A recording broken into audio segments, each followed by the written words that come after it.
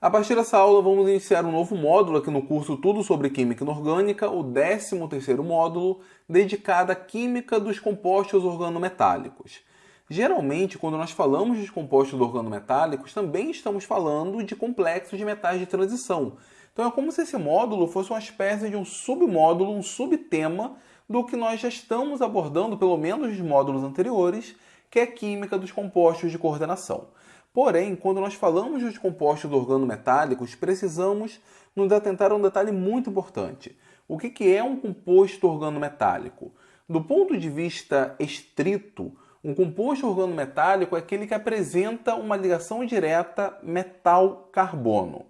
Então, se eu tenho um centro metálico, esse centro metálico está ligado a um átomo de carbono, eu classifico esse composto, sendo ele um complexo de metal de transição ou não.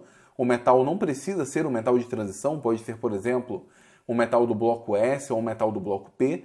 Porém, se ele estiver ligado diretamente ao átomo de carbono, nós podemos classificá-lo como sendo organometálico. Entretanto, isso daqui é uma definição bem formal. Quando nós falamos de compostos organometálicos, a gente costuma ampliar um pouco essa definição. Por exemplo, na abordagem mais moderna, mais atual de compostos organometálicos, eu não preciso ter necessariamente uma ligação metal-carbono. Se eu tiver ligantes como NO, N2, fosfinas ou até mesmo o H2, eu posso considerar esse composto como sendo organometálico. Ah, mas não tem nenhum composto orgânico ali, não tem nenhum ligante orgânico. Pode ser que não tenha. Porém, numa abordagem, como dita aqui, mais moderna, uma abordagem mais usual, se eu tiver um complexo e esse complexo apresentar um desses ligantes, geralmente consideramos como sendo compostos organometálicos. Tá, mas por que isso? É meramente uma questão de tradição, uma questão cultural. Agora, por que a gente estuda os compostos organometálicos? Embora seja uma área relativamente recente, a química organometálica começou a ser desenvolvida mais ou menos na década de 50. E, embora seja uma ciência, uma área da ciência relativamente recente, ela tem características, tem propriedades muito interessantes, principalmente na área da catálise. Nós temos vários catalisadores que são baseados em compostos organometálicos, e muitos deles com aplicações, inclusive, industriais. Então nós temos várias aplicações associadas a esses compostos, além, obviamente, de uma estrutura para lá de interessante. E só para vocês terem uma ideia de como esses compostos são interessantes, aqui nós temos alguns exemplos. Esse daqui é o ferroceno, vou falar sobre ele daqui a pouquinho. Aqui nós temos um composto bimetálico, onde anéis ciclopentadienil são utilizados como ligantes. Aqui nós temos um composto de mercúrio com um total de 6 átomos de mercúrio em uma estrutura que lembra a formação de um anel. Aqui nós temos o chamado cluster de carbeto, onde o carbono ele fica preso dentro dessa estrutura, e aqui nós temos uma ligação direta carbono-metal. Notem que aqui o número de ligações pode ultrapassar facilmente as 4 ligações clássicas dentro da química orgânica. Então, a química organometálica é uma química muito rica, ela é extremamente interessante. Um detalhe é que o ligante cianeto, embora apresente o átomo de carbono, embora ele se ligue através do átomo de carbono, geralmente o cianeto é considerado um ligante inorgânico, não é considerado um ligante orgânico. Percebam a ironia, eu considero complexos com o ligante NO, N2, fosfina, H2 como sendo organometálicos, porém quando o ligante é o cianeto, onde eu tenho de fato o carbono, eu não considero como organometálico, porque isso é somente uma questão de cultura e tradição. Normalmente a explicação é porque a forma como o cianeto se liga é bem diferente de como, por exemplo, o CO se liga. Uma carbonila é considerado um ligante organometálico, aliás, é considerado um ligante orgânico que, ao se ligar ao metal, forma um composto organometálico. A fosfina ela se coordena de uma forma muito parecida com a carbonila, muito parecida com o CO. Então a gente acaba considerando esse ligante como fazendo parte da química organometálica, mas o cianeto não. Mas, de novo, não se preocupe com isso, não se preocupe em achar um motivo para isso. É meramente uma questão de tradição, meramente uma questão cultural. Agora vamos fazer um breve histórico sobre o desenvolvimento da química organometálica. O primeiro composto organometálico a ser divulgado é o chamado sal de Zeiss, porque foi sintetizado pelo Zeiss. Só que o Zeiss ele não sabia que havia criado um composto organometálico, ele não tinha ideia do que era um composto organometálico. Ele sintetizou esse sal aqui Perceba, o cátion é o potássio, aqui nós temos esse ânion que é chamado ânion de Sayce. E aqui nós temos o etileno. O etileno está atuando como ligante. A estrutura do ânion de Sayce é essa daqui. Nós temos a platina, temos 3 cloretos e aqui o etileno. Ele se coordena através da ligação π. Ele doa a densidade eletrônica através da nuvem π. Acontece que esse composto ele foi sintetizado pelo Sayce em 1827. Entretanto, a sua fórmula só foi identificada corretamente em 1868, porque nesse caso identificou-se que o etileno era um dos ligantes. Porém, a estrutura só foi resolvida em 1975, mais de 100 anos depois de sua síntese, e aqui nós temos a estrutura cristalina para o sal de Sayce. Aqui nós temos o potássio, que é a molécula de água, que é apresentada aqui. E notem, aqui nós temos o etileno, e o etileno está se coordenando através da ligação π. Essa representação, na verdade, utiliza a ligação do átomo de carbono com a platina. Porém, nós podemos representar através de uma única ligação, como sendo a densidade eletrônica da nuvem π para o centro metálico. Um outro avanço importante que nós tivemos dentro da química organometálica foi dada em 1890 pelo trabalho de Monde. Monde sintetizou uma série de carbonilas metálicas, onde o CO era um dos ligantes. E esses compostos eram especialmente estáveis. Então aqui, graças ao trabalho de Monde, nós temos uma nova família de compostos organometálicos, que são os compostos carbonilados. Em 1898, nós já temos o trabalho do Grignard. O Grignard, vocês já ouviram falar, este senhor aqui. Ele ganhou o prêmio Nobel graças ao seu trabalho, que essencialmente é a síntese de compostos que têm ligação carbono-magnésio, chamado composto de Grignard. Esses compostos eles são sintetizados quando nós pegamos um haleto de alquila, reagimos com magnésio metálico na presença de um solvente aprótico, éter etílico, por exemplo, formamos aqui um composto alquil-Grignard, quando esse R aqui é uma cadeia aberta, e aqui nós temos o composto aril-Grignard, quando esse AR aqui é um anel aromático, é um grupo aril de uma maneira geral. Então, esses compostos aqui são complexos, não são complexos de metais de transição, porque o magnésio é o metal do bloco S, porém eles são complexos e são considerados também compostos organometálicos. Na verdade, nós não sabemos exatamente qual é a forma desse composto. O mecanismo sugere que nós temos aqui o haleto de alquila, e aqui nós temos uma reação radicalar. Essa ligação aqui se rompe, nós temos a formação do radical, R ponto, e a formação do MgX, onde esse X é um halogênio, porém com uma valência aberta, ainda com elétron desemparelhado. Posteriormente, esses dois radicais podem se unir e com isso então nós formamos o chamado composto de Grignard, muito utilizado na química orgânica. Eu abordo, por exemplo, algumas aulas sobre a química desses compostos dentro do curso Tudo sobre Química Orgânica.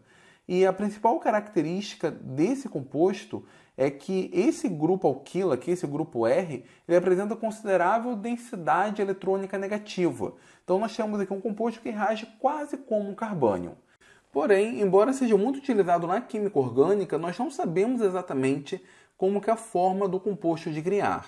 Nós representamos dessa maneira aqui, nas reações representamos dessa forma, porém pode ser que ele seja melhor representado dessa maneira aqui. É como se o magnésio estivesse ligado diretamente a dois radicais alquila. E além disso, além de ele estar ligado aos radicais alquila, nós temos o éter etílico como sendo um solvente coordenante. Ele também pode se coordenar ao magnésio.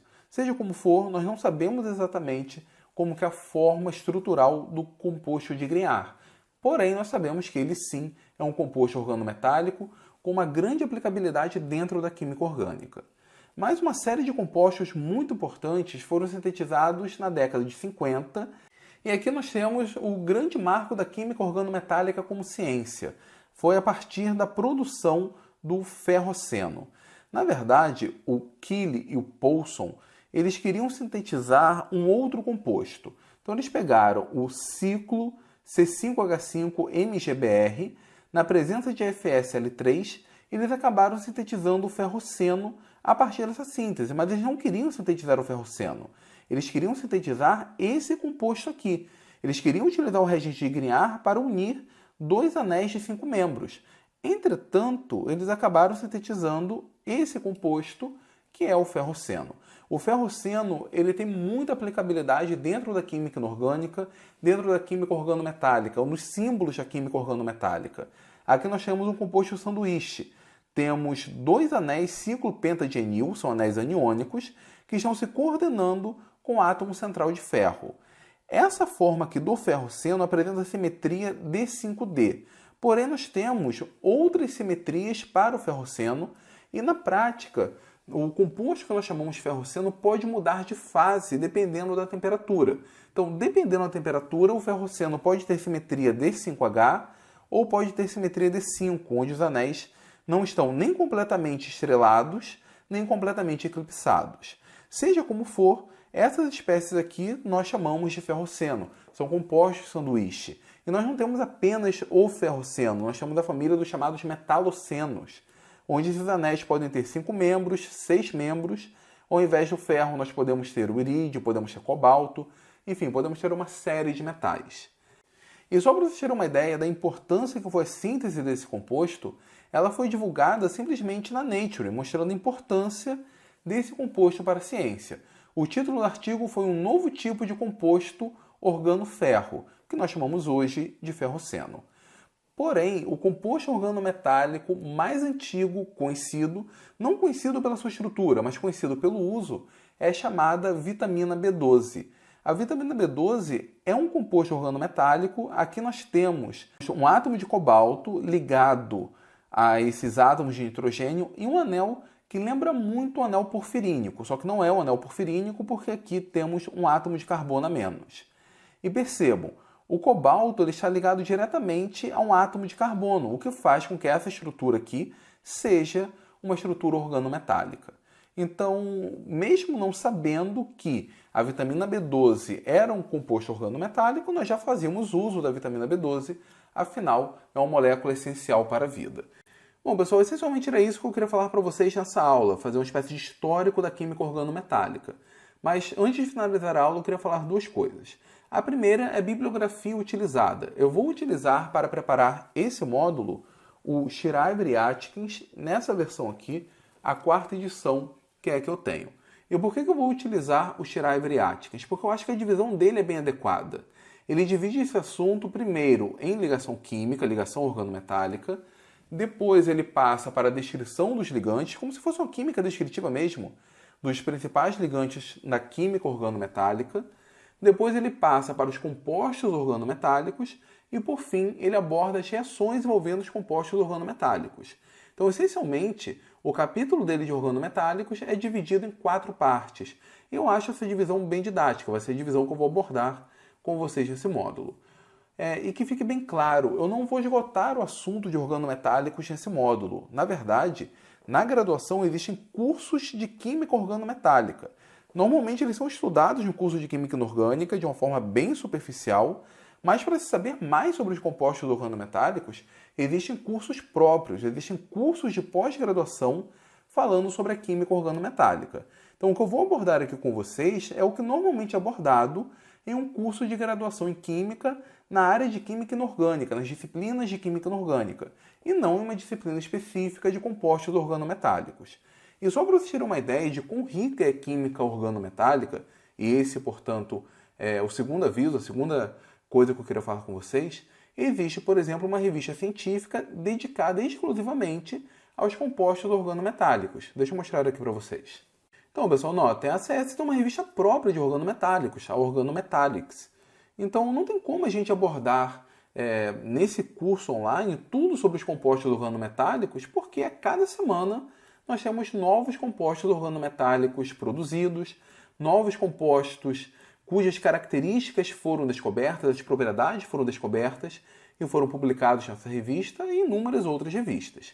Então, se vocês quiserem saber o que tem sido produzido sobre organometálicos, deem uma olhada aqui, nós temos vários artigos falando sobre eles, artigos, muitos deles, extremamente interessantes.